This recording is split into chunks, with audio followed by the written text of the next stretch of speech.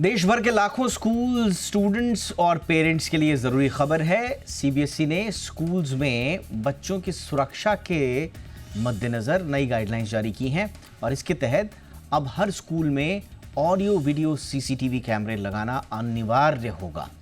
Classrooms, corridor, canteen, library से लेकर school gate तक हर जगह कैमरे लगेंगे। मकसद क्या है इसका? मकसद ये है कि बच्चों को सुरक्षित माहौल मिले ताकि बुलिंग, किसी तरह का हैरेसमेंट, मेंटल इश्यूज, ये किसी भी तरह के दुर्व्यवहार को रोका जा सके। हालांकि इसमें एक और साइड है। कुछ विशेषज्ञ ये भी कह रहे हैं कि इससे छात्रों और शिक्षकों का स्वाभाविक जो व्यवहार है वो प्रभावित हो सकता है, उनकी नेचुरल अपब्रिंगिंग नहीं होगी। और सर्विलांस सिस्टम स्कूल्स में लागू क्यों किया जाए, तो दोनों पक्ष हैं इसके। आज दोनों पक्षों पर विस्तार से चर्चा करेंगे, सीबीएसई के इस आइडिया पे भी बात करेंगे और साथ ही साथ में जो विशेषज्ञ चिंता जाहिर कर रहे हैं उस पर भी करेंगे बात। मेरा नाम है दीपक डोभाल, आप देख रहे हैं आपकी खबर आपका फायदा। पहले ये रिपोर्ट देख लीजिए, मैं लौट रहा हूं बहुत ही खास मेहमानों के साथ।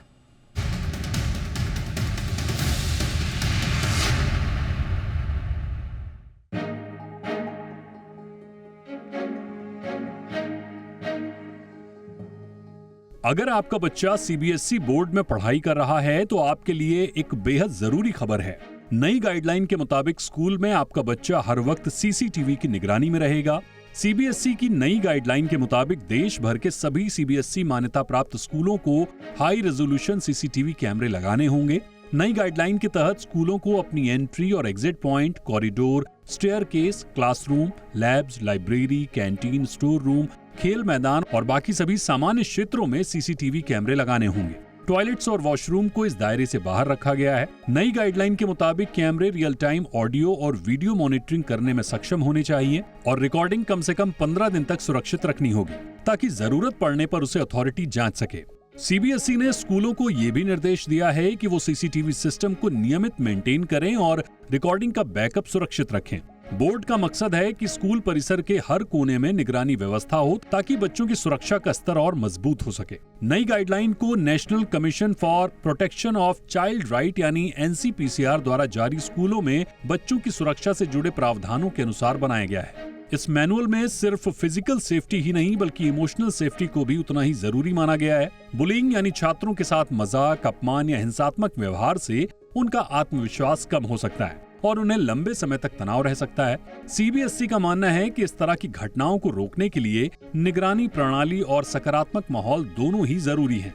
यही नहीं, नई गाइडलाइन के मुताबिक स्कूलों में हर छात्र की सुरक्षा स्कूल की प्राथमिक जिम्मेदारी है।